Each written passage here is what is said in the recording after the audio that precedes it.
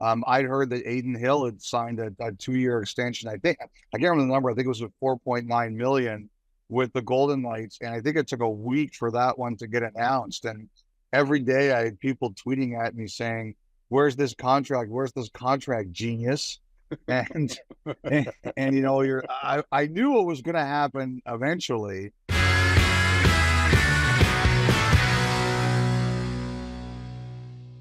Hello and welcome to Ground Control, the official podcast of the Winnipeg Jets, episode 166. As always, I'm Jamie Thomas, your host. Many reasons to be excited as the Jets enter the second week of the National Hockey League season. The Los Angeles Kings are in town, so Alex Iafallo, Gabe Vilardi, and Rasmus Kupari facing their former teammates, and of course Pierre-Luc Dubois makes his return to Canada Life Center. We'll see how that all shakes down. Thursday, it is the Stanley Cup champion Vegas Golden Knights making their first appearance of the 23-24 season, and finally the Jets will wrap up their week in Edmonton for a one-and-done road trip in the Alberta capital. Great show on the way for you. The play of the day, I know you can guess what it is right now off the top. Hint, hint, it comes from Saturday. And finally, your thoughts on what you're excited about early in the Ground Control mailbag. Go to groundcontrol@winnipegjets.com for any comments at any time. We'll read them on the next show. Coming up on the show, Elliotte Friedman, Sportsnet Hockey Insider. We'll talk about the extensions for, of course, Mark Scheifele and Connor Hellebuyck and the trickle-down effect from those contracts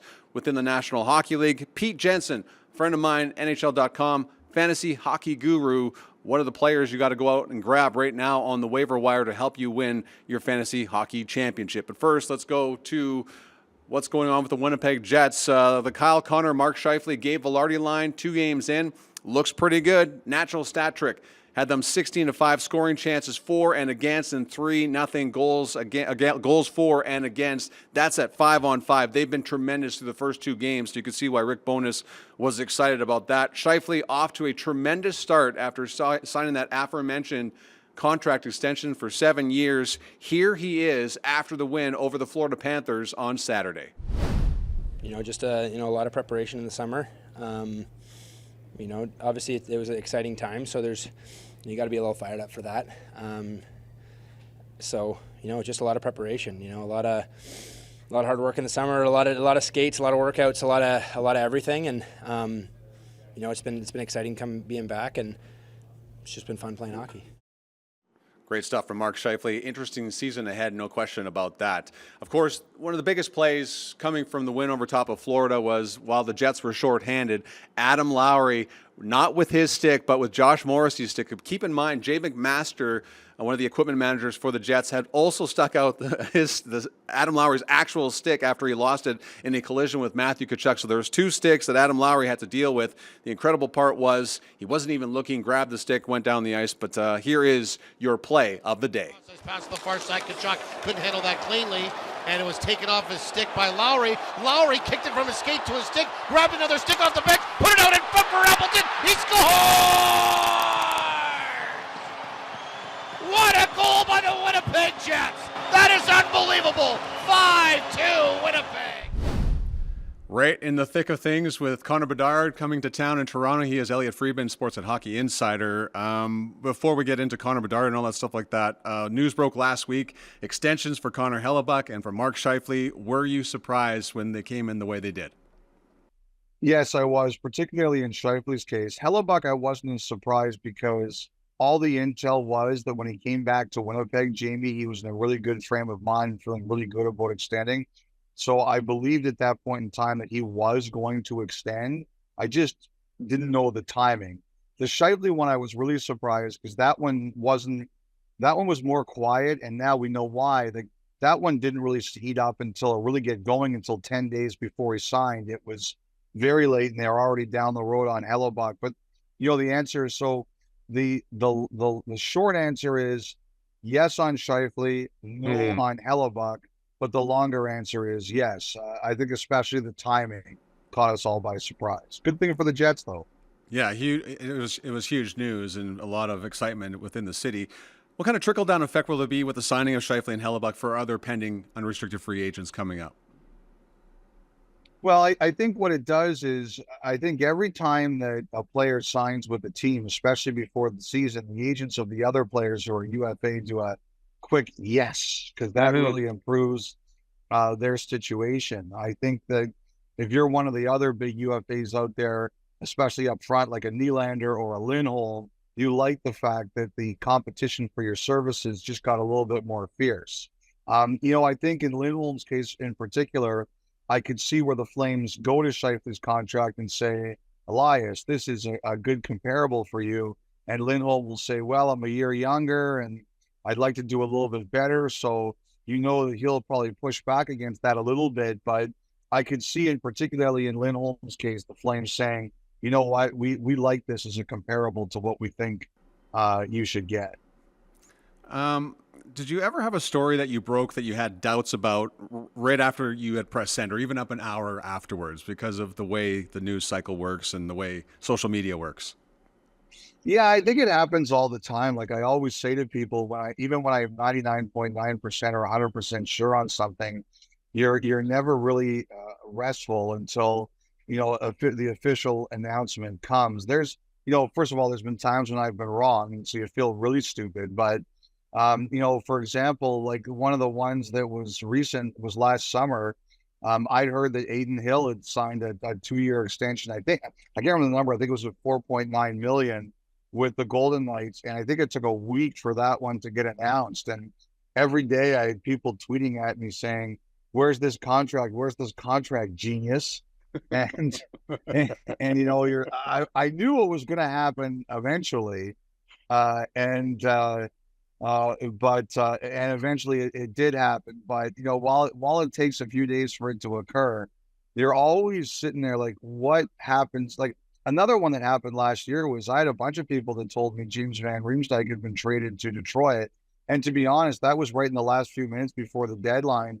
And I don't think I was the only one who reported it. I think some other guys reported it too. And then it never happened. And then you're like, oh man, do I feel like an ass, especially where other people are involved. Like these are lives, right? So I think about that all the time. Well, speaking of lives, you spent a lot of your life with Jeff Merrick, and I kind of always wondered, is there any end to the hockey encyclopedia that is his brain? No, like I like going down Hockey DB rabbit holes as much as anybody else does, but he really likes going down them. His aren't rabbit holes. His is like rabbit, a black hole. Rabbit drives to the center of the earth. He really loves that. There's nobody I know who has a favorite linesman like Merrick does with Jay Shars. Like it's, but there's times like. Sometimes I think that, sometimes I look at him and I'm like, what haze did you come up with that idea out of? But once in a while, he pulls out a great one, just a great one. And and I will say this, I think one of the reasons the podcast works is we approach life and think about things so differently. Yeah. And if it's true that opposites attract, Jamie, the two of us have a really nice romance. Well, clearly it's worked well because the podcast continues to roll out week after week. Not so much putting you on the spot, but which of the non-playoff teams from 2023 do you see in the party next spring as we're looking far down the road here? I think where I live, like Ottawa, Buffalo, like it's time for some of those teams to make noise, really make noise. Is it hard to, considering the way the East is constructed and the way teams are built and the way things are working out, is it really hard to, like, does Washington come back? Does Pittsburgh put pressure on that? Like, where does Ottawa fit in that in terms of making the playoffs in the Eastern Conference? Well, I think Ottawa, based on their roster, when everybody's there, is a playoff team. Like, I don't even think about the other teams. I just think that, like, the one team I think that's it's going to be tough is going to be Florida. Like, you guys beat them. Minnesota beat them.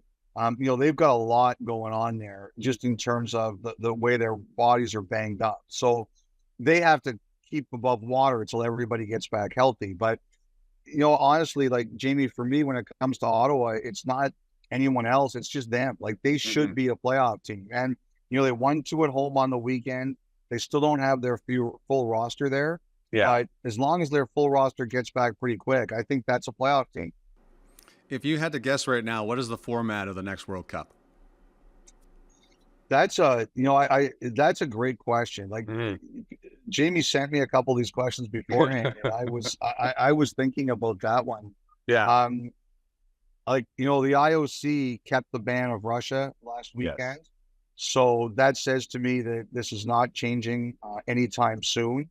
I know they wanted to play some games overseas, but I don't think that's going to happen necessarily.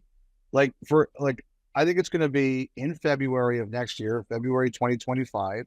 Yeah. I think it's going to be some kind of round robin and a one-game winner-take-all championship. Mm-hmm. And what I know they've been thinking about some different ideas, so I'm trying to find out what a different idea could be. Mm-hmm. And what I would love to do, honestly, is put the rivals up against each other early. Yeah. USA, Canada early, Czechoslovakia early, Yeah. Sweden, Finland early. The one thing I Get the blood pumping. Get the blood pumping. I think the one reason, though, Jamie, is that I don't know if the TV networks are going to want one of Canada or the USA going out early. Right. Like that's always a big deal. But that's what I'd like to see. Instead of maybe a round robin, you start with rivals against rivals and then do it based on who's left, who wins. Yeah. Fascinating. And I mean, there's a lot of conversation still to come for the next World Cup of hockey. Do you think Ovechkin breaks Gretzky's goal record? Yes. I don't right now. I don't even think there's a question. I think he's going to break it. And then last but not least, before I let you go, a funny or difficult travel story. And, I'll get you warmed up here in this one. I was traveling with Corey Blashill in Los Angeles. And as you know, we were on our way to the airport. You got to drop off the rental car, then you can take a shuttle to LAX. Corey forgot his passport. So halfway there, you're in LA traffic. He phones the concierge. He's waiting, gets him to wait outside. We literally drive by, snatch the passport with his window rolled down, hands him $20. We rip off to the airport, and we get to the place where you drop off your rental car, take the shuttle to LAX, get there. We got on the plane, I swear to God, with like 1 minute left before the door shut. And it's just Corey Blashill luck, the way that things worked out. But so I thought I'd warm you up with that one. So you've got to have something good. Over all your years, you've been traveling with the mothership and, of course, CBC before that. Well, I'll tell you this one. First of all, I'm not surprised that Corey Blashill was in the middle of that one. That's the one thing I'm not surprised about. Yeah. So the one I remember was at the Score. And so, at the Score, first of all, let me just say this. I loved working there. I'm not where I am without the Score, but our budgets were not as big as some other companies. So we used to do things really tight on travel. And it was, I want to say, I think it was the 2000 Stanley Cup final between New Jersey and Dallas. And they said to us, this is the way it's going to work. You're going to drive from Toronto to New Jersey, and you're going to fly from New Jersey and Dallas back and forth. Okay. So we said, fine, that's what we got to do to cover the Stanley Cup. We'll do it. So we drove from Toronto to Jersey, and we left the car in Jersey, and Game 6 was in Dallas. And they told us, guys, if New Jersey wins the Stanley Cup tonight, you're going to have to fly back to New Jersey and then drive the car back to Toronto, because we can't leave the rental in Jersey. It was at the airport in Jersey. And I was like, oh my God, that is such a nightmare. And we were obviously there's no cheering in the press box, but Jamie, we were cheering for Dallas that night. And then Jason Arnott scored in overtime to win the Stanley Cup. And we're doing the interviews, and we're mentally preparing ourselves for flying back to Dallas the next day. And then we're going to have to take the 10-hour drive from Jersey to Toronto. We're first world problems right now. Yes. We sound like a bunch of selfish wimps, but at the time, and then so we get off the air, and they said, you know what, you guys did an unbelievable job with the Stanley Cup. We're flying you home from Dallas, and we'll figure out what to do with the rental car. So I just remember doing the interview, and after every interview, we were joking with each other. Okay, you're ready to drive home from Jersey for our 25-hour day tomorrow. And that was the one I always remember. They called and they said, we thought about it. We'll find a way. You can go directly home. And I'll tell you, on that flight, here's a great travel story. I get on I get on the plane. I'm single at the time, and there was one of the most beautiful women I've ever seen, ever. And she's sitting up front in first class. I was not, but she was struggling to get her bag up into the compartment. So I said, let me help you with that. And I put it up high, and she smiled at me. Just a beautiful woman. And I went and sat down, and in the seat next to me, there was an elderly lady. And she looks at me and she goes, that was a smooth move, young man, but you have no chance with her. And I laughed and I said, you're right. I don't, but just why would you say that? She goes, do you have any idea who that was? I said, no, I didn't. And she said it was Jessica Simpson. It was just before just before she really hit it big. Just before she really hit it big. Yeah. Okay. Well, thankfully, you do so many podcasts and so many hits. I'm sure your wife doesn't see any of these. So thanks for the story. As always, thanks for the time, and have fun with Connor Bedard in Toronto tonight. Thanks very much, Jamie. And you know my wife. I would not trade her for Jessica Simpson because I don't think I could survive without her. Many thanks to Elliotte Friedman for his time on a big day in Toronto with Connor Bedard in town with the Chicago Blackhawks. A big day for Kyle Connor, as the stat shows you here. He tied an NHL record by scoring in his sixth straight opening game of the season. Kyle Connor, an elite goal scorer and also a tremendous commish. Of course, Kyle Connor is the commissioner of the Winnipeg Jets Team Fantasy League in football. Here are our teammates' thoughts on how Kyle is doing as a commissioner in the league. Since this is being recorded, he's the best commissioner ever, and we're all pulling for him every year. Honestly, I think he's done a good job because I play in other leagues where full collusion is allowed and it just gets really bad and there's money under the table and no trades get voided and, you split the pot and this and that. So the integrity has been held up in this league, and I think some credit's got to be given to KC on that one. There was a little predicament last year. I'm not going to get into it, but those guys know who they are. But overall, I think he's done a good job, and it's a job that no one else wants to do. So I'll tip my cap to KC and say he's done well so far. This is the only thing that's getting me right now is a trade went through on Thursday, no veto process, and I'm playing Appy this week. So he traded for Breece Hall, went through. I probably would have vetoed it, and then now Breece Hall puts up 20-something points, and now I'm going to lose. So I guess I need to talk to him about that, figure out why there's no veto on trades. But other than that, I guess it's been fine.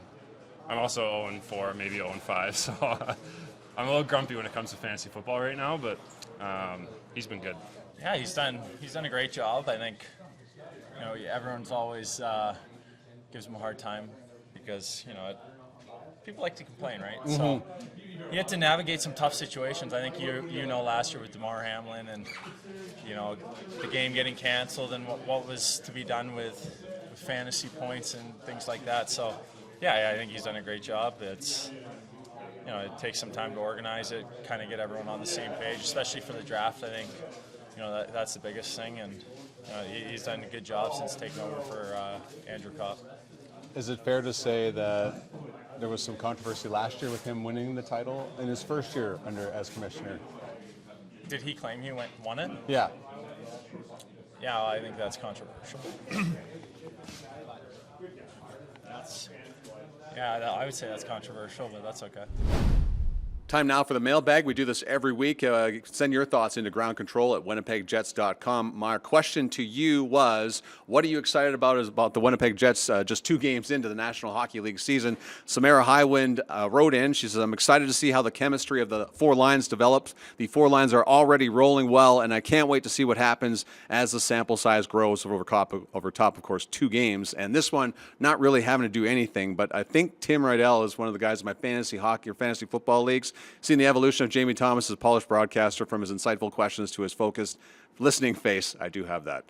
Jamie has put all the tools together and wrapped it up in a sharp-looking package as expected to set the press box ablaze. So clearly somebody, one of my friends wrote that. Again, we'll have a question of the day for you right into groundcontrol@winnipegjets.com, and we'll read your questions on the air. Pete Jensen, fantasy hockey guru, is coming up next. The Winnipeg Jets have named Adam Lowry as the team's new captain. Hey, Larry. Congratulations. Hey, thank you. Appreciate it. Thank you. I'm looking very forward to working with this group again and with the new pieces that we have. You know, I'm pumped to be here and can't wait to get started. Been on the pit center the last couple of years, so it took a little bit of time to get the rust off.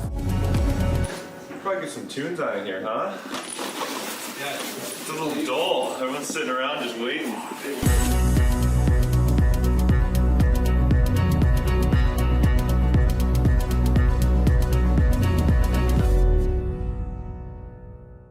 He is Pete Jensen, fantasy hockey guru at NHL.com. Pete, thank you so much for joining me, and happy hockey season to you and yours at the fantasy department at NHL.com. And right back at you to the Winnipeg Jets. That was some good news on your front with the Scheifele and Hellebuck extensions, right? That was something that we thought might drag on into the season, but they got it settled, and I think they're one of the safe picks out there to make one of those final playoff spots in the West now. What is your fantasy crystal ball telling you about Mark Scheifele and Connor Hellebuck this season in terms of points and for fantasy production? I mean, Hellebuck is at least a top 5 goalie in my book because of the volume he's going to be getting. You've seen him peak before and win the Vezina Trophy with that team. He's sticking around. And like I said, they're one of the safe picks out there to get one of those final wild card spots in the West. You have the elite teams out West, of course, the Oilers, the Golden Knights, teams like that, Colorado, Dallas, and then Winnipeg is right there in that second tier, in my opinion. And then with Scheifele, he's been about a point per game player in recent years, so we had him projected, even with the uncertainty, for about 75 points, but he's up there with Kyle Connor, and whoever the third wheel is on that line, he'll be in good hands to get even higher at 80, 82, something like that. Before we move on to other questions, what is a common overreaction in the fantasy world after just 1 week of play in the National Hockey League? You know, from the emails and the text messages that you get. Low shooting percentage means I should trade this guy off my fantasy team. That's right now going on with whoever it is, Tage Thompson, Timo Meier, anyone on the Oilers, Evander Kane. You know, I would stay patient here and give a guy at least 2 weeks before you even consider dropping a player that you took in the top 100 overall. Same goes for goaltending. I mean, it's a fickle position, right? We've seen the Oilers goaltending through 2 games have a disaster output. Meanwhile, you have these unbelievable showings for Peter Mrazek, .934 save percentage for the Connor Bedard-led Blackhawks through 2 games. And then Mackenzie Blackwood almost beat the Avalanche the other night, had 51 saves in a shootout loss, an incredible individual performance. I don't expect it to continue, but those are some of the overreaction. You'll see someone on the waiver wire who has double the amount of points of somebody that you took in the first couple of rounds of your draft. It's frustrating, but over time, things will correct themselves. Well, so goaltender is clearly a huge part of your team. We've talked about Connor Hellebuck. We talked about the Oilers goaltending situation. So I want you to rank these 3 goaltenders and kind of why you would do it. So let's start with Vegas's Adin Hill, Ilya Samsonov from the Toronto Maple Leafs, and of course the aforementioned Stuart Skinner of the Oilers. So I'll go Samsonov first. I know he's had a couple of higher goals allowed games to open the season, but with that amount of goal support, 3 strong lines in Toronto, President's Trophy contending team, Austin Matthews having a hat trick every game. I mean, they have one of the most elite first power play, so he's going to get a ton of goal support. They also added John Klingberg in the offseason. I feel like Morgan Riley's getting more of, he's going to be able to play his all-around game. He's not going to be tasked with having to do anything, do everything anymore for the Maple Leafs. So I like that support. I like this roster in front of Samsonov. And other than Joseph Wall, I mean, who's maybe a rookie sleeper, there's not a ton of competition. So if he takes care of business, he could have a realistic chance at 35 to 40 wins. And then I would probably have Stuart Skinner slightly above Adin Hill, but Adin Hill is rising the ranks a little bit here, and I like that Vegas tandem. Vegas, other than the Boston Bruins and maybe the Minnesota Wild, quietly might have the next best goalie tandem for fantasy with Adin Hill, the playoff standout, and Logan Thompson, who's back healthy and looks pretty good in his own right. Okay, Connor Bedard, the whole world is buzzing about him and his start to his National Hockey League career. Are you bumping his point totals? Speaking of overreaction or underreaction to the way he started the year. I like what he's doing through thick and thin, even when Taylor Hall went down. Luckily, Taylor Hall is coming back on Monday. It sounds like after initially being called week to week, sounds like he's ready to go. And then Ryan Donato, Athanasiou. They have other guys, Seth Jones at even strength and on the power play that provide a nice little supporting cast. And I think that Connor Bedard, who we had projected for 78 points, I would bump it up by about 5 and say that he's outright going to be better than a point per game this season based on what I've seen. I think he's a one-man show, run and gun type player, but he has the speed, and the league is built for speed right now. You see it with McDavid, McKinnon, right, Jack Hughes, and now Connor Bedard. It's an exciting brand of hockey being played, and it caters to players like Bedard to be more of a one-man show and light things up out there and make it fun to watch. Well, we're not going to start, giving the Calder Trophy away at this moment, but what are some other fantasy rookies out there that teams should run out and get as of this moment on the waiver wire? Right, so there's a bunch of centers. There's Logan Cooley with the Coyotes. I really like what the Coyotes have going on. I have them picked to make the playoffs in the West, and I think it's a reasonable thing. I like so far so good. They beat the Devils on the road. I know it was second of a back-to-back, but they added some nice pieces in the offseason. In addition to Cooley, Matt Dumba, Jason Zucker, they have a Sean Dursey scored a power play goal in their first game. Like, there's a lot of added integration of some nice players to go along with the young talent they have with Keller and Schmaltz, Michelli, some of these other guys, the goalie Karel Vejmelka. And then with some other rookies, keep an eye on Zach Benson for the Buffalo Sabres. Keep an eye on Adam Fantilli, who's another center. Hopefully Benson and Tage Thompson, Jeff Skinner, that line gets going after a slow start for the Thompson line, but I'm sure he'll get things put on straight and have a nice performance for the rest of the season. And, also keep an eye on Luke Hughes and Devin Levi, but those guys play different positions, so it could get a little bit more tricky when it's all said and done. Yeah, certainly fascinating. The future of hockey right now in the National Hockey League and for fantasy purposes. Pete, where can everybody find you day after day at NHL.com? Yeah, so NHL Fantasy on Ice podcast. We're going Mondays and Thursdays each week. Do like a waiver wire pickups on Mondays, and then Thursdays a mailbag edition. So, hit us up with your questions at NHL Fantasy, NHL Jensen on Twitter, Instagram, Facebook, the whole thing, Threads. Follow us, and we'll post all our videos and have a good time interacting with you along the way. Hopefully win you some fantasy championships this year. And you can follow all our daily picks and rankings updates on NHL.com/fantasy. Pete, appreciate your time. Thanks so much for doing this. Anytime. It's going to be a wild ride this season. A lot of surprises, disappointments, and things will flip-flop by next week. So great to talk to you. All right, that'll do it for the show. Thanks for joining me video or audio-wise. Thanks to Pete Jensen, the fantasy hockey guru from NHL.com, and Elliotte Friedman, Sportsnet hockey insider. Great for him to take the time to join us on the show. Next week, Jets captain Adam Lowry will join me to talk about October 24th, which is a child advocacy game. The St. Louis Blues are in town, and he'll also discuss his first month of being captain of the Winnipeg Jets. Thanks for joining us. We'll talk to you next week.